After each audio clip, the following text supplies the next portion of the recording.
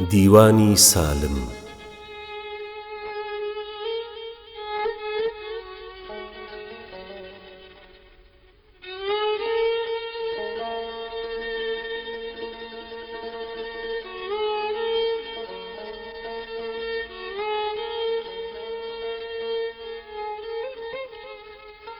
معنێ نین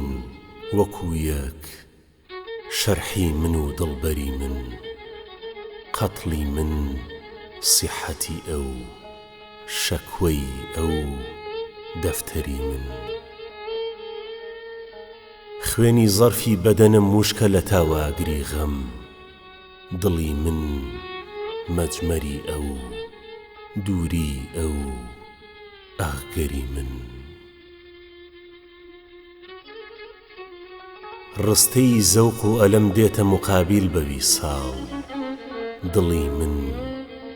لالەی ئەو، دیدەی ئەو عەبهەری من. زوو بەری بووم لە بەر و نیعمەتی فیردەوسی بەرین، نەخلی من قامەتی ئەو، بۆسەی ئەو نەوبەری من.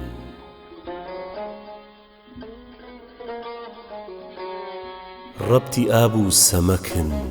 دوو سەرە هەر وەک تەن و جان، سەری من سایەی ئەو، خاچی ڕێی ئەو سەری من. وەه چ خوابێکی بارامە هەماغۆشی یار، دەستی من گەردنی ئەو، ساعیدی ئەو بەستەری من.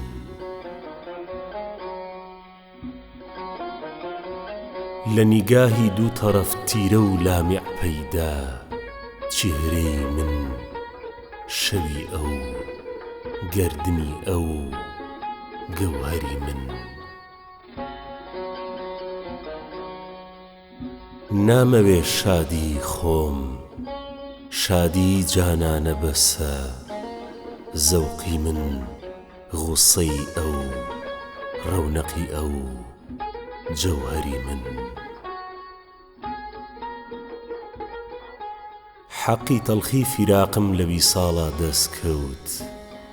ڕووی من حەنزەلی ئەو، توندی ئەو شەکەری من.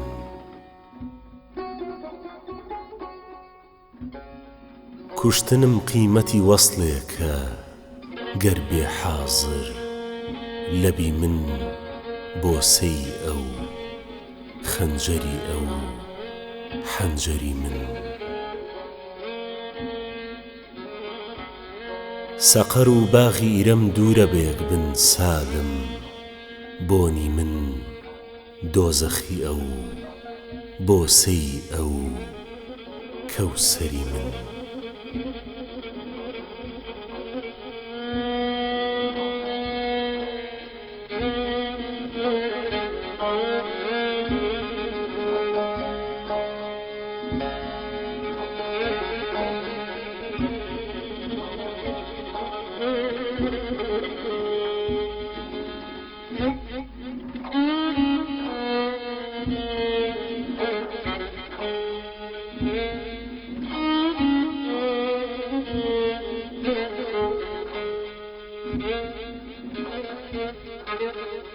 بەڕوخ ڕەنجین و دڵ سەنگین، میان لاغر کەمەر زەڕین، نیگە شاهین و موو موشکین، زەنەخ سیمین و لەب شیرین.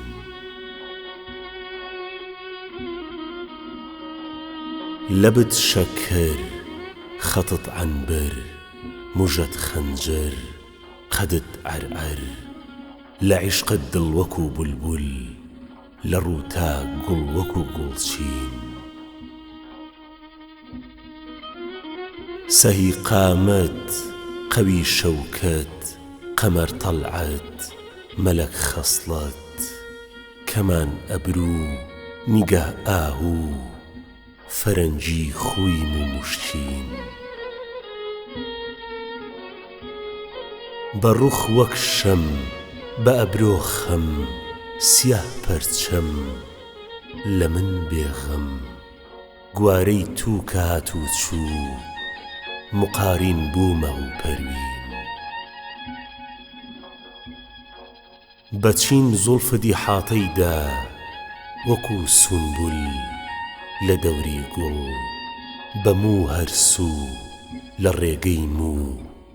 بەڕووی دڵما دەکەی پەرژین چهار فەسڵی لە هەر فەسڵا بە یەک دەموا لە لای سالم بەهار ئەشک و خەزان ڕەنگ و زمستان ئاه و دڵهاوین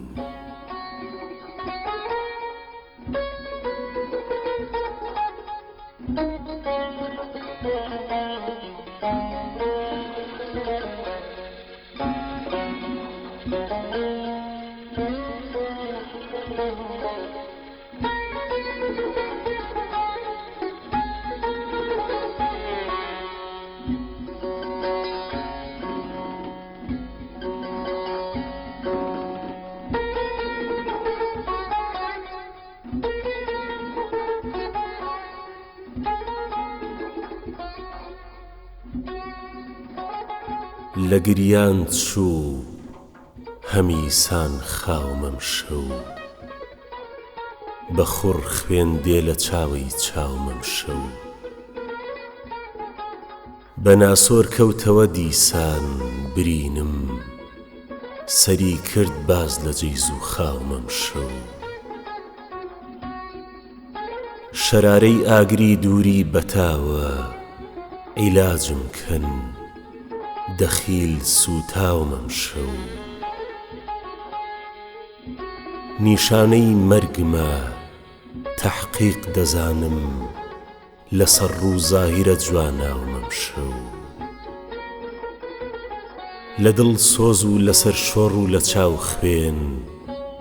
لە حاڵی خۆم تەعەجوب ماومەم شەو بە زنجیری فیراقت قەیدە سالم خەیاڵی زولفی تۆیە داومەم شەو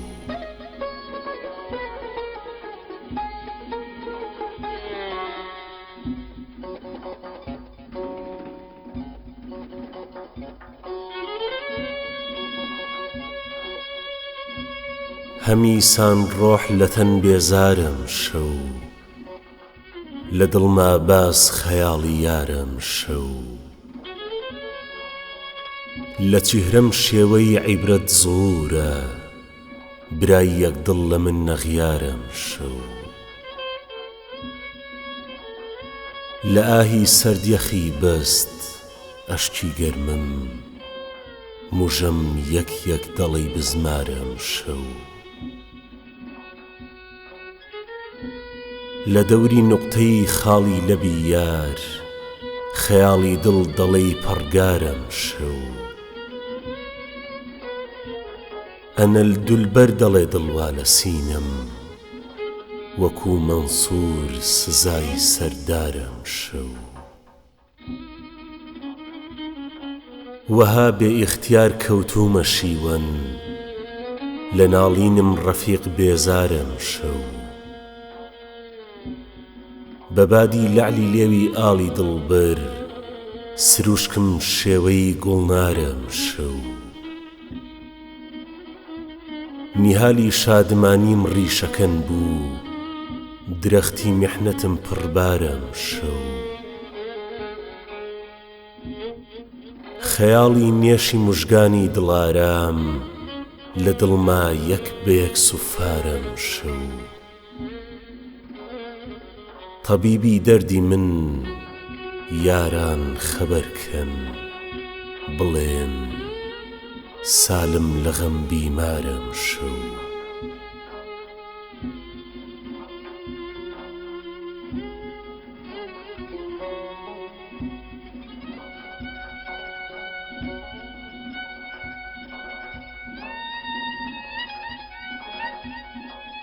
وا دڵ لە خەیاڵاتی نیهان پڕغەمەم شەو ڕووی گونبەدی دەوران لە هەناسەم تەمەم شەو گەر خاچی تەئەسوف بەسەراکەم لە فیراقت بۆ حەسرەتی من توڕەی عالەم کەمام شەو غەرقم لە غەمی یادی برۆت بەسکی لە هیجران وەک ماڵی کەمان قەدی زەعیفم خەمام شەو وەک جەیشی مەلەخ لەشکری غەم موڵکی دڵی گرت بۆ کشتی ئەمەل داسی تەڵەب بێدەمام شەو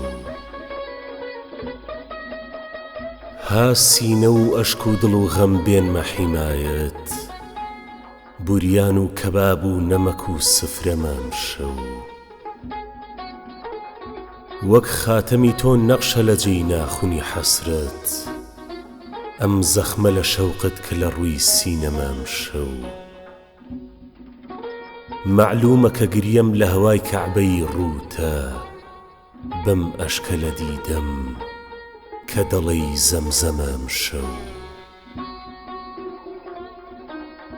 سامانی دڵی غەمزەدە جانە لە فیراقت وەک سیلسیلەی زولفی خەمت دەرهەمام شەو سالم لە هەوای مەجلیسیە و جێگەیە قەدم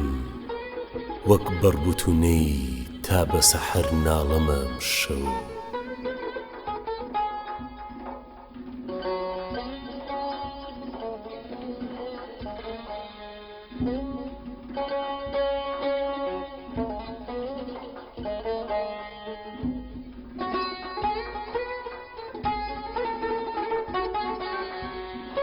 پێنج خشتەکی لەسەر شیعرێکی نالی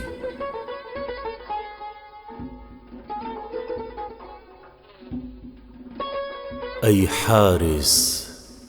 ئەگەر دەوڵەت و جاه و حەشەمت بوو دوڕ و گوهەر و لؤلؤ و لەعل و درەمت بوو مەهڕووی سیەهمووی سەمەن بوو خەدەمت بوو هەرچەندە کە عومری خزر و عەیشی جەمت بوو چونکە ئەمەلت زۆرە چە عومرێکی کەمت بوو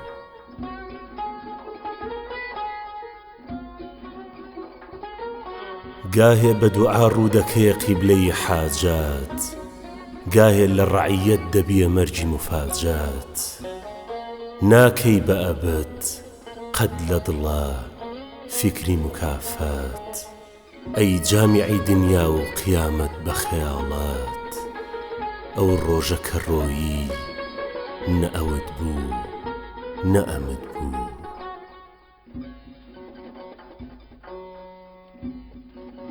ئەی منشیری ئەفسوردەی زاڵم دڵی بەدزات ئەی زاهیدی باتین بەد و زاهیر لە عیبادات بێ تەربیەتی مرشید و بێتەی مەقامات دوێنێت چ بوو دەددا بە زوبان لافی کەرامات ئەمڕۆ نەدەمت بوو نەدەمت بوو نەدەمت بوو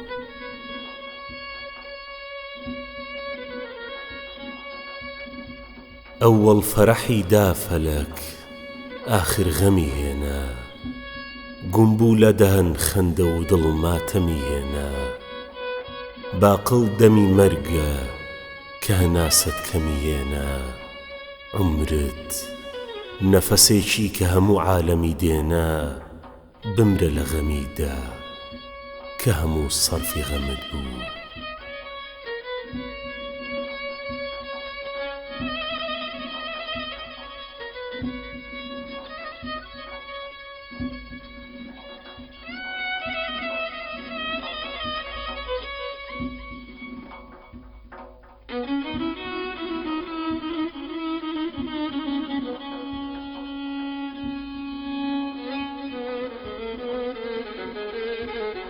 من و بادی سەحەر یاران عەجایب بێقەرارێکین بە سەرگەردانیا هەردوو دەڵێی مەشغوڵی کارێکین لە سایی دەوڵەتی حاجب مەکان و ئاشنام دەستکەوت لە کۆی جانانەدا دایم لەگەڵ سەگ یاری غارێکین لە هەمدەردت مەکە وەحشەت وەرە بولبول ڕەفیقت هات بناڵین بابەجووت هەر یەک ڕەهەندەی گوڵعوزارێکین. سەدای گریانی خۆم و دەنجی ناڵەی دڵ لە دەست هیجران وەها دێم متەسیل شەو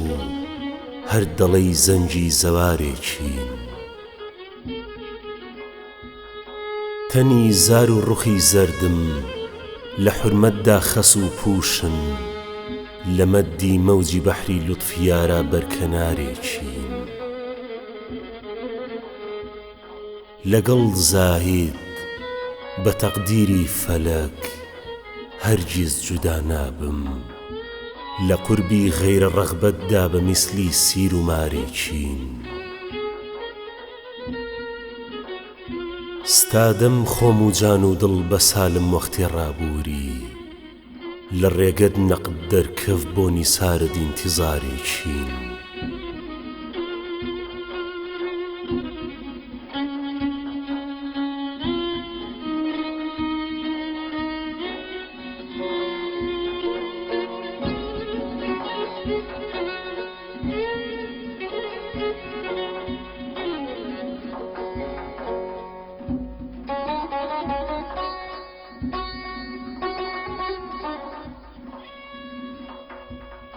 حیسابی نەفحەی زوڵفت لەگەڵ مشکی خەتا ناکەم سەبا شاهیدمە من تەشبیهی وا ناکەم. بزانم گەر لە قەبرا بۆی دەمی تیغت لە خاکم دێ هەتا دەمرم لە دونیا زەخمی خوێنینم دەوا ناکەم. لە دورجی سینەما تا گەوهەری یادی ڕوخی تۆ بێ لەبەر شوعلەی ئەوە شەو تا سەحەر مەیلی چرا ناکەم. هەناسەی حەسرەتی وەصلی نیهانی دڕێی بەنەی نادەم مەعازەڵڵا بەلەب ئەم سیڕە هەرگیز ئاشنا ناکەم. لە سەحرای شۆڕەزاری عشقی جانانە گیاهێکم بەبێ بارانی تیری غەمزە قەت نەشئونما ناکەم. بە خڵخاڵ گەر بشێ پیشەی هەرسک و بیدەی هیجرت لە لەبما تا نەفەزما بێ سوراغی مۆمیا ناکەم. دەبێ ئەشکت ترازووی ئارەزوو ئەی دیدە بڕژێنێ لەبەرما تا نەبێ دەریا بە کامی دڵ شەنا ناکەم. لە هیجرانە سەحر وەختێ فەنافی نووری چهرەت بم لەبەر تاقی برۆی تۆ ڕوو لە میحرابی دوعا ناکەم. دەمی قوربت لە پشتی سەر ئەجەل گەر دامەنم بگرێ وەها مەحوم دەکا دیداری تۆ ڕوو بۆ قەفا ناکەم. لە تۆڵی زوڵمەتی هیجرا سەراسەر چونکە تۆی مەطلب لە زەوقی بۆسەی لێوت هەوای ئابی بەقا ناکەم. ڕەها بێ گەر دڵی سالم لە چنجی چاوی شاهێنت بەجوز کونجی قەفەس هەرگیز وجودم ماشنا ناکەم.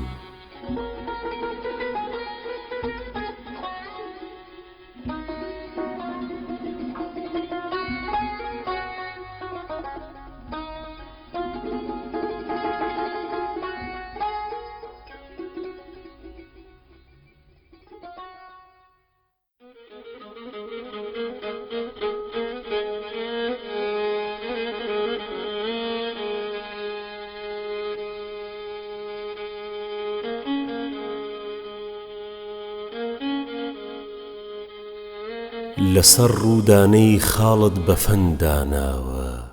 دەیزانم بە قەزدی مرغی دڵ زوڵفت بە دەوراداوە دەیزانم.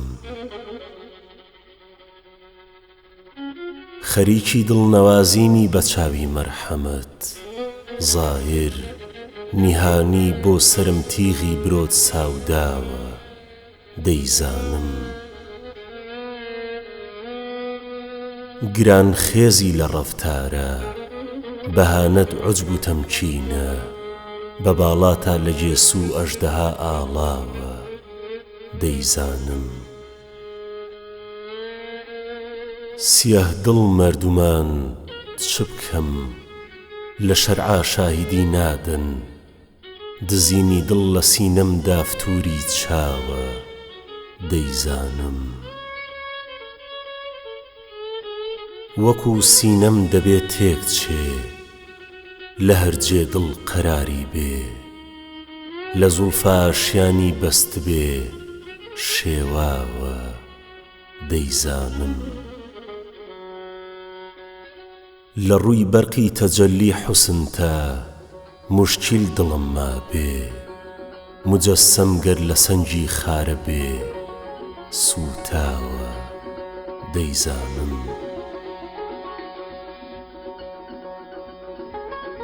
فەریبی دڵ دەدەم دایم بە موژدەی ڕوئیەتی حوسنت ئەگەر چی وەسلی تۆ عەنقا سیفەت هەر ناوە دەیزانم قیامەت حەشرە بۆ عالەم وەلێکین هەر لە ئێستاوە خوداوەند بۆ ڕەقیبم دۆزەخی تاو داوە دەیزانم مبالاتی نەبوو دڵبەر بە حاڵی سالمی مەزلوم بە حەرفی مودعی زاڵم بە دڵ تۆراوە دەیزانم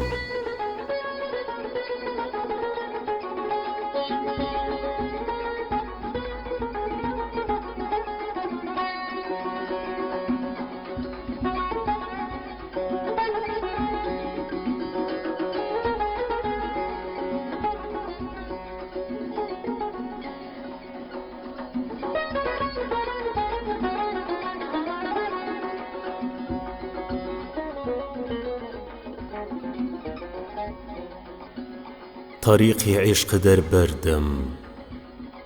خەجاڵەت بم لە مەحشەردا نەنووسرابم لەبەر پێتە گەر ئەزەل حەق بم لە دەفتەردا قبوڵ ناکەم خەیاڵیشت لە ناو دڵما موقیمی بێ نەوا پەژمور دەبێ گوڵدەستەی حوسنت لە مەجمەردا محەسیل بێ ئەگەر بۆ نەقدی جانت قابزی قودرەت ڕەزامەندم لە بالینت ئەمن بگرێت و تۆ بەردا لە دەستم بەرمەدەدا من مەبادا بم کوژێ هیجرت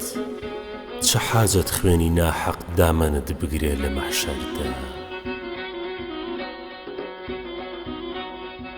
توانایی بەسەر زیعفا دەبێ فایق ئەگەر گاهێ سەبا بێنێ سەحر بۆی تۆ بەسەر مندا لە دەم دەردا حەلاوەت تا قیامەت نابڕێ سالم لە ناو دەممە ئەگەر نەخلی مرادم دەفعێ یەک بۆ سەنەوبەردا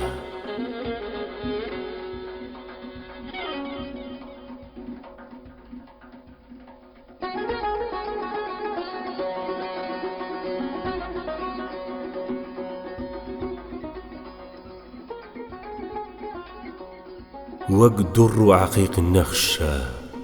دوندان و لەبی ئاڵت میسلی بەڕەزا پەخشە ئەگریجە لەسەر خاڵت نارنجی زولەیخایە گۆی چاهی زەنەخدانت تەوقی ملی شیرینە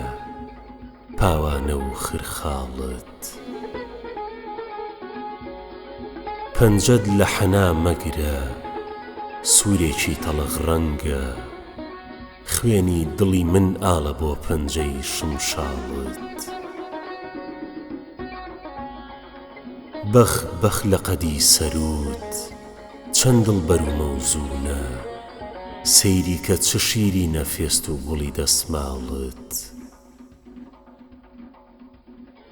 گەر بێت و نیقاب لادەی فیل جوملە دەبن دەردەم مەحزوونی سیاه چەشمام مەجزوبی دیدەی کاڵت بێڕەحم و جەفاکاری بۆ کۆکەنی غەمگین شیرینی زەمان ئامان ڕەحمێ بە پەشێو حاڵت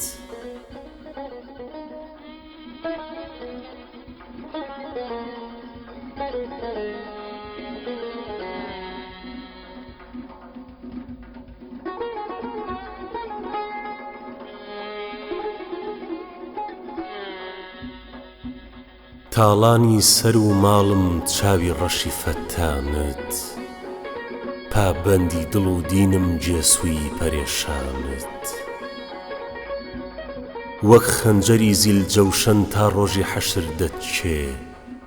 خوێنی دڵی مەزلومان بەو خەنجەری موژگانت بۆ چم دەوێ و قیبلە گەر نەیکەمە خاچی ڕێت ڕۆحم بە چ مەسرەف دێ گەر نەیکەمە قوربانت لە بتیشنەی ماچێکە لەو دامنی پاچی تۆ مانیع مەبە لەم خێرە دەستی من و دامانت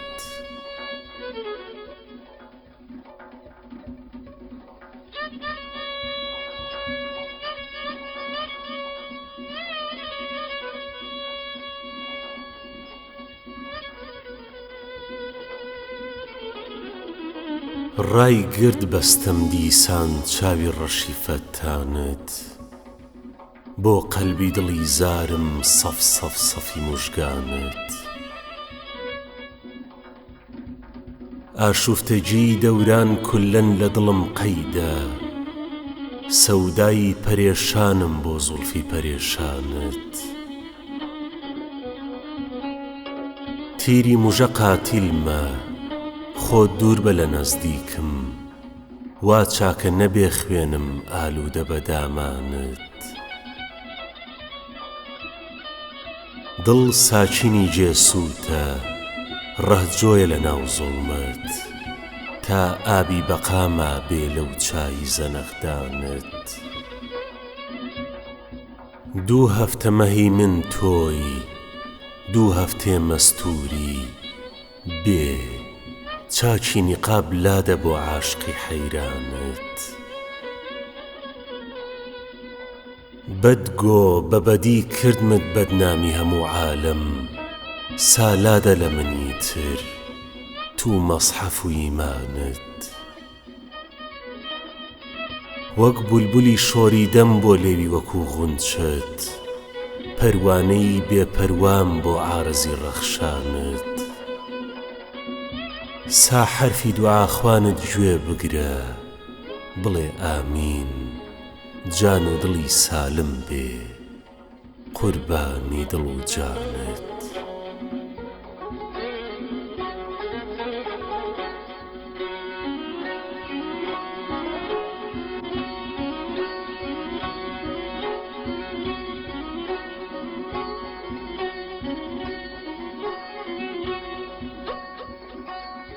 ئەگەر زوڵمەت ببێ زوڵفی سیاتە حەساری چەشمەی ئاوی حەیاتە قەباڵەی موڵکی عیشقە لێوی تیشنەم لە باغی ڕوود تەڵەبکاری زەکاتە لە میسری دڵبەری تەنجی دەهانت شکستی قیمەتی قەند و نەباتە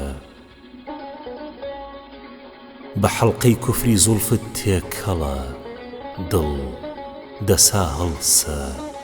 دەخیل وەختی غەزاتە ئەگەر لەیلا سیفەت شیرین زوبان بی 200 فەرهاد و مەجنون خاچی پاتە بە مەرجی تۆ لە پاش قەڕنێ لە قەبرە بەدایم دیدەی سالم لە ڕاتە.